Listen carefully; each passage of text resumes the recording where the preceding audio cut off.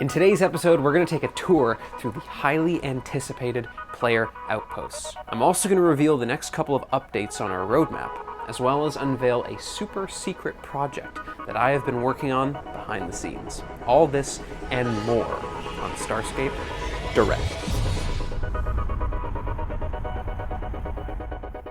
In the last Direct episode, we gave you guys but a glimpse at the early concept model that we had in mind for player outposts. And today, I am proud to present our progress.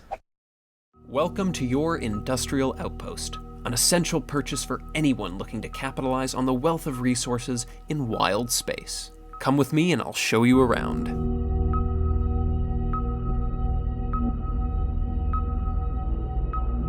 Outposts use a local storage system. So one of the first areas players will interact with is the cargo bay. Deposit your supplies and fuel here so you can access them from inside your station. It is also the place where you will pick up supplies to haul back to core space. When you are ready, you can dock inside of your station. There's plenty of space inside for those of you eager to show off your station to friends. Local storage terminals are also placed nearby in the event that you need to make a quick exit. Once you are ready, you can take the lift down to the industrial level. This level houses the standard refinery, manufactory, recycling, and fuel refinery terminals. These terminals are upgradable and increase your efficiency as well as your resource output. It is important to keep your energy usage and fuel in check. Be sure to visit the reactor level from time to time and see how your station is performing. If your upgrades are using more energy and fuel than you can muster, it may be time to upgrade your reactor.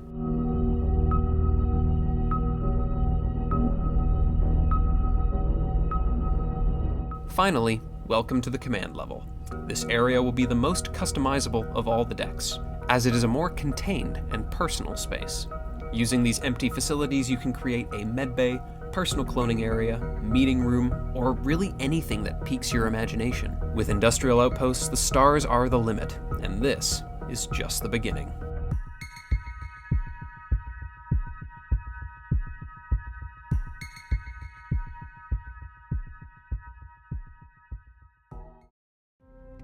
Shout out to our awesome studio modelers. The progress that we have made these past couple of months would not have been attainable without them. And now that we're wrapping up these player outposts, we're able to move on to other projects that pique our interests. Things like faction stations, as well as the NPC station remodels. Both of these features are highly requested and will be implemented gradually as we move forward with more station updates in the future.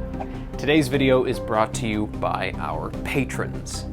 Thanks to the generous donations of our patrons, we are able to pay it forward to the developers who dedicate their time to making Starscape what it is.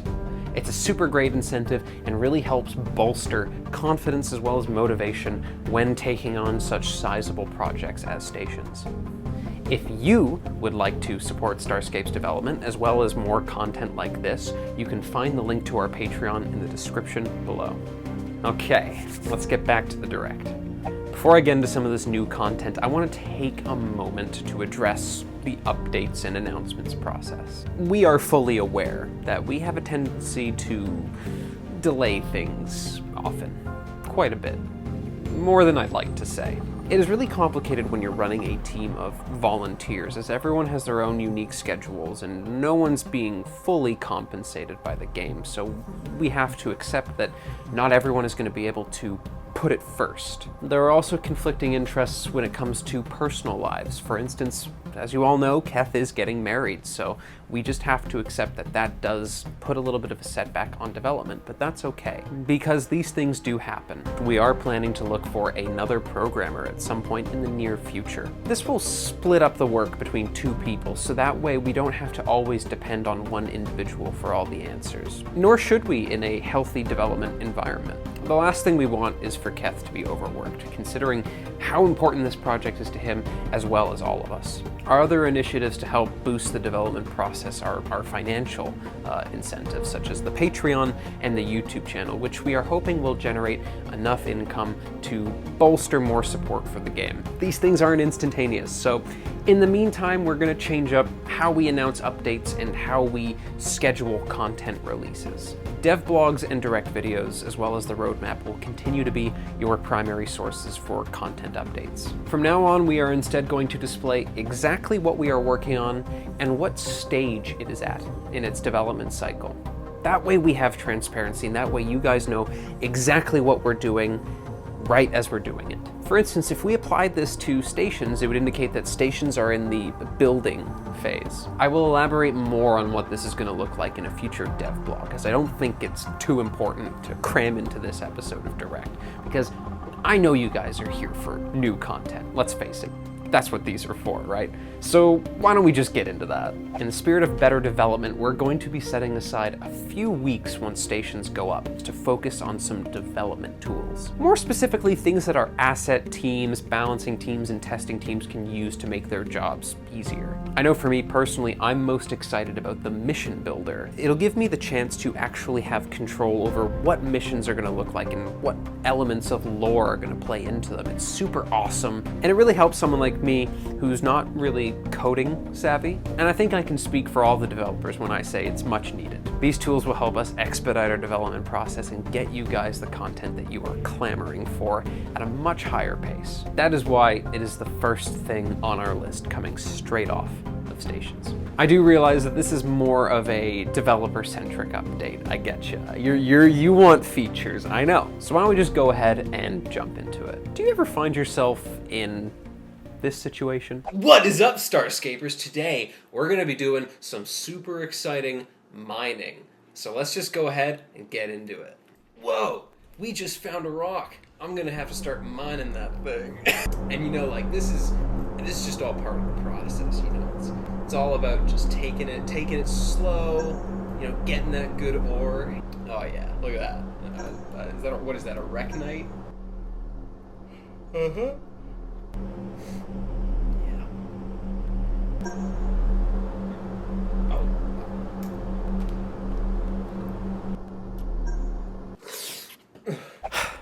Let's face it, folks. Mining is not fun. And that's a massive problem. You see, mining is one of the 4 major elements of Starscape's gameplay next to PvE, PvP, and hauling, which is why once we're done with the internal tools, we are going to shift our focus immediately to going back and revising the mining system. What I can promise is that we are going to be bringing you new mechanics and overall a more compelling and rewarding experience for all of you industrious players. But that's not all. We're just starting with mining. We're going to tackle every single game loop that exists in Starscape. Whether you're a hauler, an explorer, if you're engaging in PvE or PvP, we're gonna handle all of it. And yes, when I say PvE, that means I'm talking about refreshing the drone or NPC AI. Collectively, these improvements form what I like to call the game loop overhaul update. It doesn't exactly roll off the tongue, but that is what it is. And maybe we'll come up with a better name for it in the future, I don't know. Our goal with this project is to make it gradual, so you will see some improvements before others. But ultimately, the end game will be making sure that every single game loop in Starscape is at its full potential. What do I mean by full potential? Quite simply, I mean fun, engaging, rewarding, all of the things that they should be. All right, so I know I probably ruffled a couple of feathers with that last one, especially if you're a multi-boxer. I do apologize. However, I do think this next update will be a pleasant surprise that might ease your tension a little bit. 4 months ago, I took on the role of art director, amongst other things. Out the gate, I came up with 2 initiatives that I wanted to implement into Starscape. Both of these projects have been really successful so far, but this one I have been putting extra love and care into, and I am so excited to share it with you finally today, after all these months. My super secret project. I give you, well, this.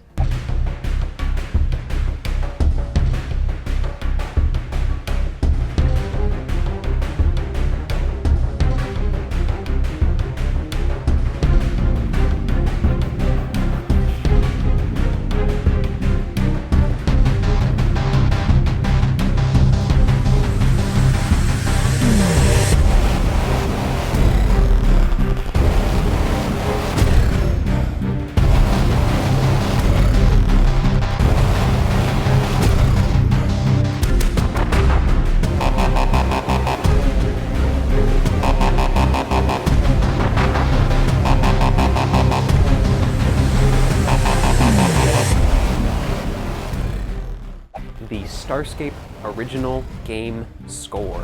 4 months ago, I hired a composer named Lahira, and he has been an absolute delight to work with. He is responsible for not just the music that you heard over the footage that you just watched, but also all of the music that you've been hearing throughout this video. If you want to follow some of his work, you can find his SoundCloud as well as his YouTube channel linked in the description below. We still have a long road ahead of us, but we anticipate that a lot of these songs are going to start making their way into the game relatively soon. And for those of you who are extra keen on listening to them before they get implemented into the game, I'm happy to report that they will be posted on this YouTube channel for your listening pleasure. That's everything, guys. If you liked what you saw here today, please feel free to drop a like. We would really appreciate it. And while you're at it, why not hit the subscribe button, maybe ding that bell notification. Stay informed on all the new content that is coming to Starscape, as well as any other videos that we might post on this channel, because there will be others. With that said, I've been Stevie. Thank you so much for watching.